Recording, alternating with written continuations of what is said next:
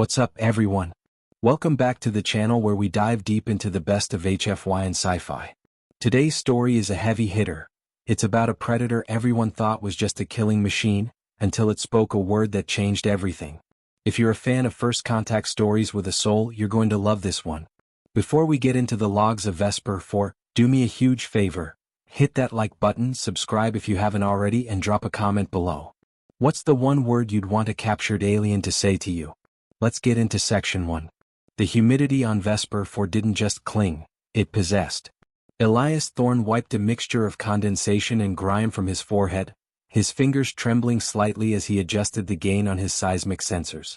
He was a man built of soft edges and sharp observations, a xenobiologist who had spent 3 years cataloging the flora of a moon that clearly wanted him dead. To his left, leaning against the hull of the reinforced research rover, was Kalen Vance. If Elias was the silk, Kalen was the serrated edge.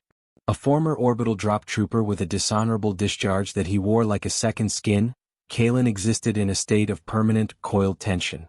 He didn't look at the vibrant, violet canopy of the jungle with wonder. He looked at it as a collection of firing lanes and ambush points. The central conflict of their existence on this rock was the scythe cat.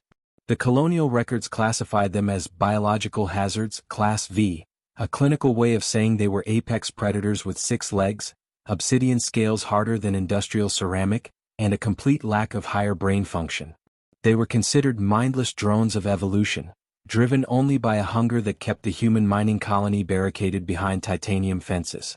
The prevailing wisdom was simple: if it moves, it's a predator; if it's a scythe cat, it's a corpse maker. Elias, however, had spent weeks looking at the patterns of their kills. There was a geometry to them, a deliberate selection of the weak and the sick that felt less like hunger and more like a gardener pruning a forest. He kept these thoughts to himself, mostly because Kalen's response to any mention of alien intelligence was to pat the heavy kinetic rifle slung over his shoulder. Kalen had lost his entire squad to a scythe cat ambush during the initial landing, and to him the creatures were just monsters with too many teeth. The air suddenly turned heavy, the local birds falling silent in a synchronized wave of terror. A low-frequency hum vibrated through the floor of the rover, signaling a tectonic shift, a common but dangerous occurrence on the volatile moon. Elias checked his monitors, but his eyes were drawn to the treeline. The shadows were moving. A scythe cat emerged, its sleek, black form nearly invisible against the dark foliage. It was massive, nearly 12 feet from nose to tail, its primary scythe limbs folded neatly against its chest. Kalen was moving before Elias could shout. The soldier's rifle was up, the hum of the capacitor charging filling the small space of the rover. He stepped out into the mud, his boots sinking as he leveled the barrel at the creature's head. The predator didn't spring. It didn't roar. It simply sat on its haunches, its 4 golden eyes fixed not on the gun, but on the shaking ground beneath them. "Wait," Elias hissed, scrambling out after Kalen. "Don't fire. Look at it, Kalen. It's not hunting. It's breathing, Elias."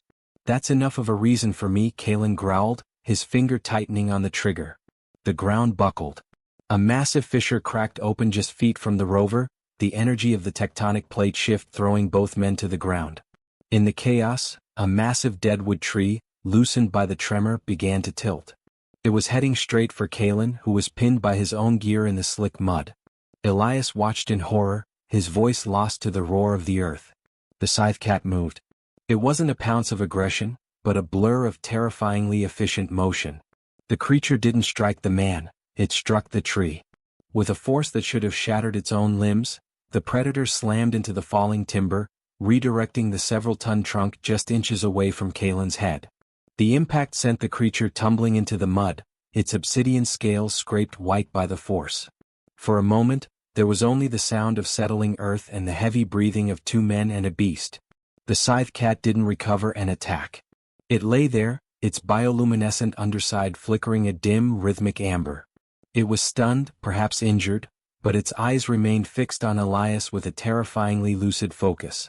Kalen scrambled to his feet, his rifle shaking. He had a clear shot at the monster's exposed belly. The beast that had killed his friends was at his mercy.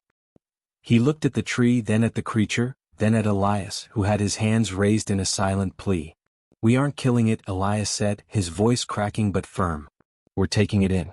We're going to see what's inside that head, Kalen. Because that wasn't instinct. Kalen looked at the predator, his hatred warring with a sudden, jarring confusion. He didn't lower the gun, but he didn't fire. He realized, with a sinking feeling in his gut, that the monster had just saved his life. He stepped back, gesturing for Elias to fetch the high-output neural dampener from the rover. Fine, Kalen spat, though his eyes never left the creature's golden gaze. We bring it back. But if it so much as twitches toward my throat, I'm putting a slug through its brain and yours. As Elias prepped the containment unit, he felt a strange sensation, not of being watched by a predator but of being studied by an equal. The creature didn't struggle as the dampener field washed over it. It simply closed its eyes as if accepting a bargain it couldn't yet vocalize. They loaded the apex predator into the reinforced hold, heading back toward the colony with a cargo that would either bring enlightenment or total destruction. Elias looked into the rearview mirror, watching the silhouette of the beast, wondering if he had just invited the end of the world into his lab, or something much more significant. The containment cell was a sterile vacuum of white light and reinforced plexiglass, a jarring contrast to the chaotic emerald shadows of the Vesper 4 jungle. Within that transparent cage, the creature Elias had named Echo sat with a stillness that felt unnatural for a predator of its magnitude. It did not pace like a caged tiger, nor did it throw its weight against the barriers in a frenzy of mindless rage. It simply watched, its 4 golden eyes tracking every movement Elias made with a precision that bordered on the analytical. To the rest of the colony, this was the silence of a weapon being calibrated. To Elias, it felt like the quiet of an observer waiting for a signal. Kalen stood by the heavy blast door, his presence a constant, heavy weight in the room. He didn't share Elias's scientific fascination. To him, the creature was a living memory of a massacre, a ghost made of obsidian and malice. He kept his hand hovering near the grip of his sidearm, his eyes never leaving the creature's primary scythe limbs. Those limbs, now folded in a deceptive posture of repose, had once sheared through reinforced titanium as if it were parchment. Kalen's breathing was shallow, a sharp contrast to the slow, rhythmic expansion of the predator's chest. He believed the beast was merely waiting for a lapse in security, a single flickering light or a momentary drop in the power grid to finish the job it started in the jungle. Elias ignored the palpable tension radiating from the soldier, focusing instead on the array of monitors displaying Echo's vitals. The creature's brain activity was an enigma, a complex web of neuroelectrical storms that defied standard xenobiological models. He began the morning session by activating a series of acoustic emitters. He started with the basics, the white noise of a Terran forest, the rhythmic crashing of waves, and finally, the structured complexity of human speech. Most captured specimens reacted to these sounds with agitation or apathy, but Echo was different. When the recording of a string quartet began to play, the creature's secondary set of eyes dilated, and its obsidian scales began to ripple. The movement was subtle, a shimmering wave of color that moved from the tip of the creature's snout down to its powerful haunches. It wasn't the aggressive, strobing red of a hunter. Instead, the scales turned a deep, melancholic indigo, the color of an ocean at midnight. Elias leaned closer to the glass, his breath fogging the surface. He saw the way the creature tilted its head, mimicking the frequency of the cello with a low, vibrating hum that resonated through the floorboards. It was a physical manifestation of a resonance that shouldn't exist in a creature supposedly governed by the reptilian brain's triad of survival: feed, fight, or flee. Kalen moved forward, the metal of his armor clinking in the quiet room. He told Elias that the beast was just mimicking the vibrations to find a weakness in the glass. He argued that a predator doesn't appreciate music, it only calculates the distance to its next meal. Kalen's voice was harsh, a jagged interruption to the melodic atmosphere Elias was trying to cultivate. He spoke of the men he had lost, describing how the scythe cats had used vocal mimicry to lure his squad into the deep brush by imitating the distress calls of their own comlinks. To Kalen, every sound the creature made was a lie designed to facilitate a kill. Elias didn't look away from Echo as he replied. He suggested that mimicry was the first step toward understanding, and that the ability to deceive required a level of cognitive complexity that the colony's high command refused to acknowledge. He changed the audio feed, switching from music to a personal archive, a recording of his own father reading poetry back on Earth. The voice was warm, filled with the peculiar cadences of affection and nostalgia. As the words filled the lab, Echo did something that froze Kalen in his tracks. The predator rose from its haunches, moving toward the glass with a slow, deliberate grace. It didn't bare its teeth.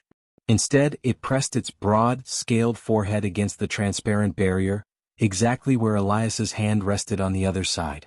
The indigo light of the creature's scales softened into a pale, translucent blue, a hue that Elias had only ever seen in the bioluminescent flora that bloomed during the moon's rarest, most peaceful nights. For a moment, the barrier between species felt paper-thin.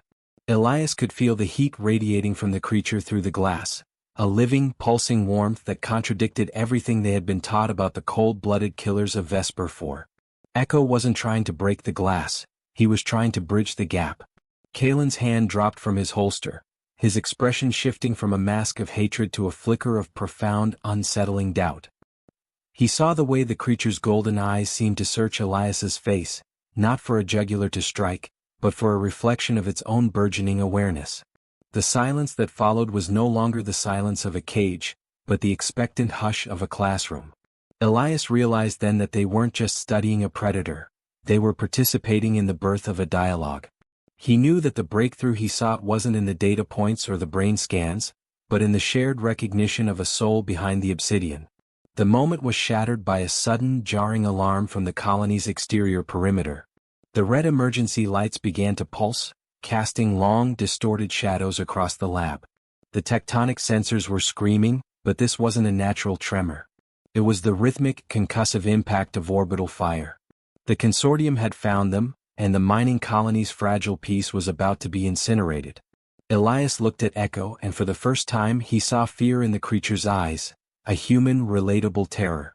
As the first shockwave rocked the facility, the power grid flickered, and the hum of the containment field began to fail.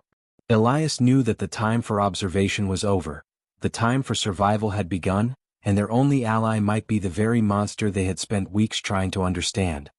The first concussive blast from the orbital strike did more than shatter the lab's reinforced windows. It fractured the carefully maintained hierarchy of Vesper 4. The air in the research wing instantly filled with the sharp, metallic tang of ionized ozone and the suffocating dust of pulverized drywall. Elias Thorne felt the world tilt as a support girder, weakened by the initial impact and finished by the secondary shockwave, groaned and buckled.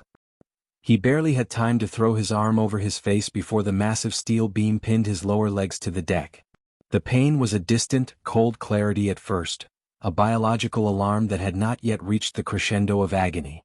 Above him, the emergency strobes cast a rhythmic, bleeding red light over the wreckage, and through the haze of smoke, he saw the containment field flicker once, twice, and then vanish into a dying spark. Echo was free. The predator, a silhouette of obsidian glass and lethal geometry, uncoiled from the center of the room. Without the hum of the neural dampener, the creature's presence felt monolithic, an ancient force of nature suddenly unleashed within a tomb of human engineering. Elias watched through half-lidded eyes, his breath hitching in his chest as the scythe cat rose to its full height. It looked less like an animal now and more like a shadow-given substance. It turned its four golden eyes toward the man pinned beneath the metal, its mandibles clicking in a rapid percussive sequence that sounded like a countdown. Kalen Vance burst through the mangled remains of the lab's primary airlock, his kinetic rifle braced against his shoulder. His tactical visor was cracked, revealing a face etched with the grim resolve of a man who had finally found the war he had been expecting. He saw the empty containment cell, the debris-strewn floor, and then he saw the predator standing over the helpless Elias. To Kalen, the scene was a grotesque tableau of everything he had lost before, a monster hovering over its prey, savoring the moment before the final strike. He didn't hesitate. His finger took up the slack on the trigger, the weapon's targeting computer locking onto the creature's primary nerve cluster. Elias tried to scream, but the dust in his lungs turned the sound into a wet, pathetic wheeze. He reached out a trembling hand, not toward Kalen for rescue, but toward the creature in a desperate, silent plea for the soldier to hold his fire. He saw what Kalen, blinded by the HUD and a decade of trauma, could not. Echo wasn't crouching to spring, he was bracing. The creature's primary scythe limbs, those terrifying blades capable of bisecting a man in a single motion, were not angled toward Elias's throat. Instead, they were wedged beneath the fallen girder. Kalen froze, his tactical brain screaming at the anomaly. He watched as the creature's obsidian scales turned a violent, bruised purple, the color of extreme physical exertion. With a sound like grinding tectonic plates, Echo heaved. The creature's muscles corded under its armor, and the massive steel beam began to rise. It was a feat of raw biological power that defied the limits of the creature's frame. Echo wasn't hunting, he was salvaging. The predator was using its apex strength to preserve the life of the one human who had spoken to it as something more than a target. The realization hit Kalen with the force of an atmospheric re-entry. The monster he had spent years hating, the species he had reduced to a mindless biological hazard, was performing an act of deliberate, selfless intervention. He slowly lowered the barrel of his rifle, the weapon's hum fading into the cacophony of the crumbling facility. He stepped over the rubble, his boots crunching on glass, and joined the creature at the beam. For a heartbeat, the disgraced soldier and the obsidian predator stood shoulder to shoulder, a bizarre symbiosis born from a collapsing world. Kalen gripped the underside of the girder, his armored exosuit whining as he added his mechanical strength to Echo's biological might. Together they heaved the obstruction aside. The beam crashed into the debris, sending a fresh cloud of dust into the air. Elias gasped as the pressure left his legs, his face pale and slick with sweat. He looked up at the two beings, one a man forged in fire, the other a beast refined by the dark, and felt a terrifying sense of vindication. The central conflict of their lives had shifted. The enemy was no longer the predator in the room, but the humans in the sky who saw this world as a resource to be harvested rather than a home to be understood. A third explosion rocked the foundations of the lab, more violent than the others. The ceiling began to shed massive chunks of permacrete, and the distant roar of consortium dropships signaled the arrival of the sanitization teams. They didn't have minutes, they had seconds. Kalen reached down, grabbing Elias by the tactical vest and hauling him into a fireman's carry. He looked at Echo, expecting the creature to flee into the vents or turn on them now that the immediate danger had passed. Echo did neither. The predator let out a low, vibrating chuff, its golden eyes fixed on the burning exit. It stepped forward, its scythe limbs clearing a path through the smoldering ruins with surgical precision. It was no longer a captive, but it wasn't a wild animal either. It was a guide. Kalen realized that they were no longer the ones in control, they were guests in a kingdom that was finally fighting back. He tightened his grip on Elias and followed the obsidian shadow into the smoke. As they emerged from the skeletal remains of the lab into the humid, ash-choked air of the Vesper forenight, the jungle ahead looked different. It didn't look like a death trap anymore. It looked like a fortress. Elias, drifting in and out of consciousness against Kalen's shoulder, watched the way Echo moved, with a sense of purpose that suggested the creature wasn't just escaping. It was going somewhere specific. It was leading them into the heart of the moon's secrets, where the lines between man and monster would be blurred until they vanished entirely. They stepped into the dark, leaving the fire behind, heading toward a destination only the predator knew. The canopy of Vesper 4 at night was a cathedral of bioluminescent ghosts, where every leaf dripped with a pale neon ichor and the air tasted of wet earth and impending ozone. Kalen Vance moved with the heavy, grinding gait of a man nearing his physical limit, his armor slicked with the moon's pervasive humidity. Across his shoulders, Elias Thorne was a dead weight of fever and shallow breaths, his consciousness flickering like a dying lamp. Kalen's HUD was a mess of red warning icons, his exosuit's power was at 6%, and the thermal signatures of consortium seeker drones were beginning to lace the forest behind them like a tightening web. Every time Kalen's boots sank into the treacherous loam, he expected the searing heat of a pulse round to find his spine, but every time he faltered, a shadow detached itself from the obsidian trees to steady the path. Echo moved through the undergrowth with a silence that felt like a mockery of Kalen's noisy, mechanical struggle. The predator was a fluid smear of darkness, its four eyes glowing with a steady, haunting amber that pierced the gloom.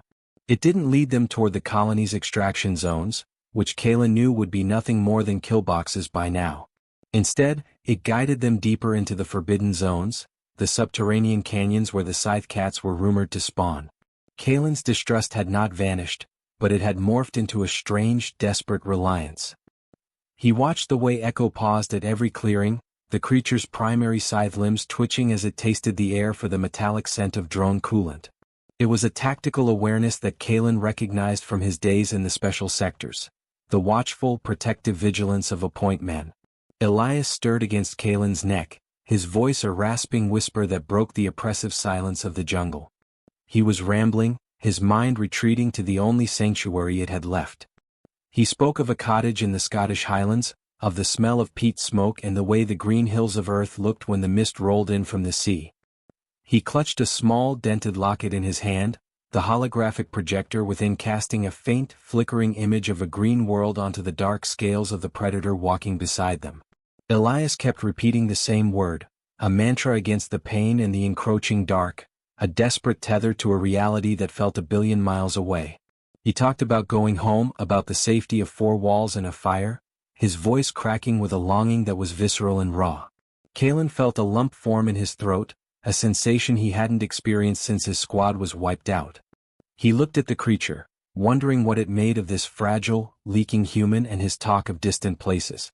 To a scythe cat, Vesper 4 was the only world that existed, a brutal cycle of hunt and be hunted. Yet, as Elias's voice rose in a delirious plea for comfort, Echo slowed his pace.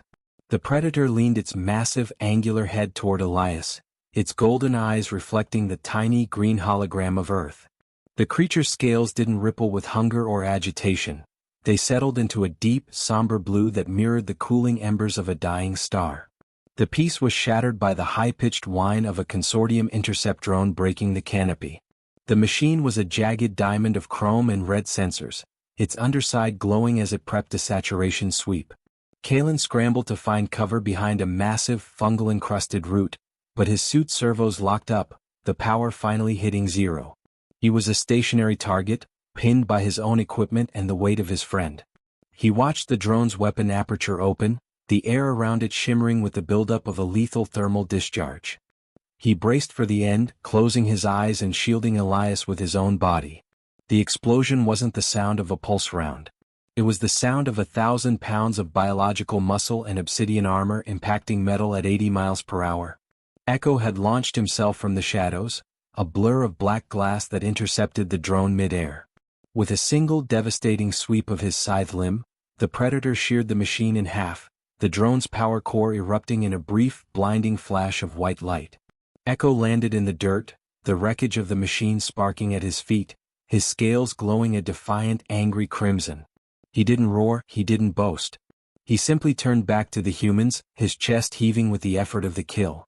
Kalen dragged himself and Elias out from behind the root, his hands shaking as he looked at the predator.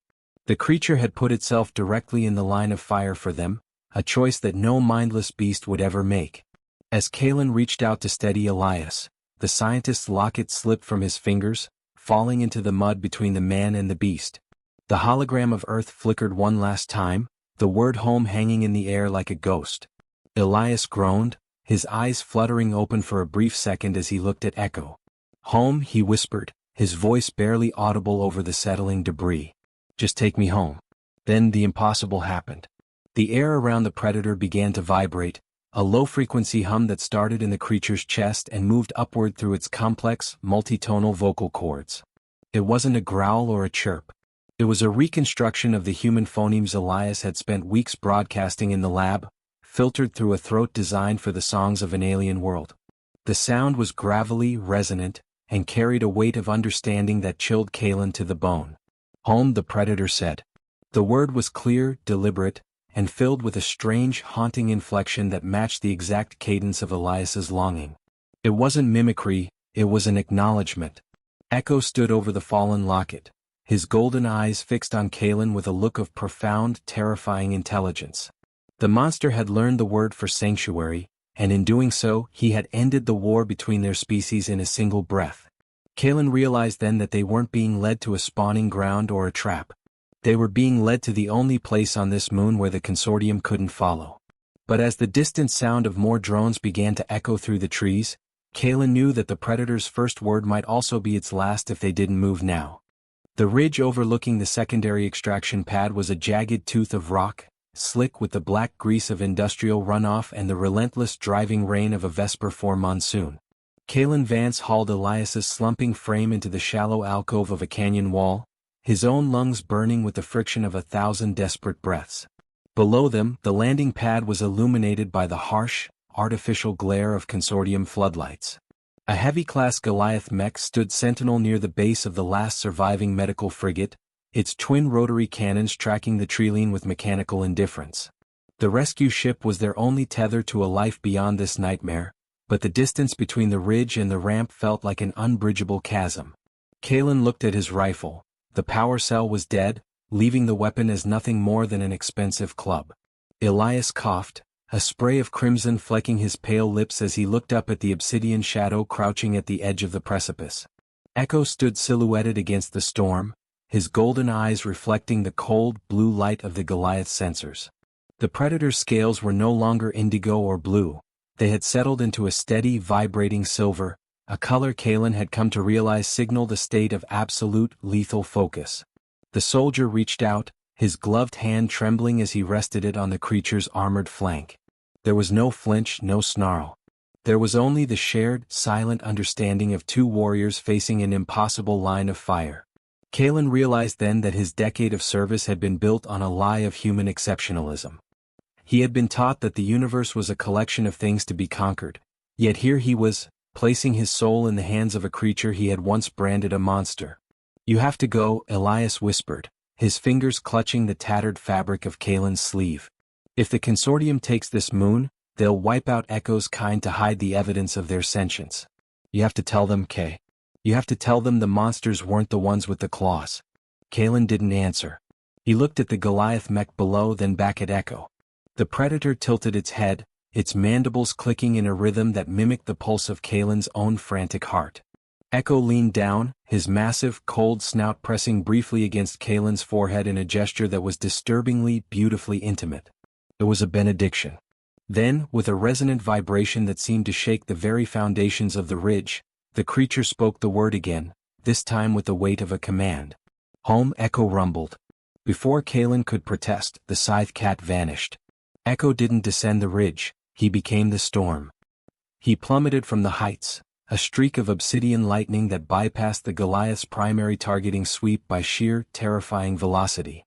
The Predator struck the mech's shoulder assembly with the force of a falling star, his scythe limbs shearing through reinforced hydraulics and optical sensors in a blur of silver and sparks.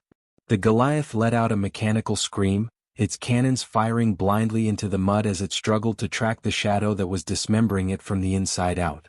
Kalen didn't waste a second. He heaved Elias onto his back, his muscles screaming in protest as he began the final, punishing sprint down the slope. He ran through the crossfire of the frantic consortium infantry, his eyes fixed on the closing ramp of the medical frigate. He saw Echo leap from the staggering mech, the creature's body riddled with small arms fire, yet it did not stop.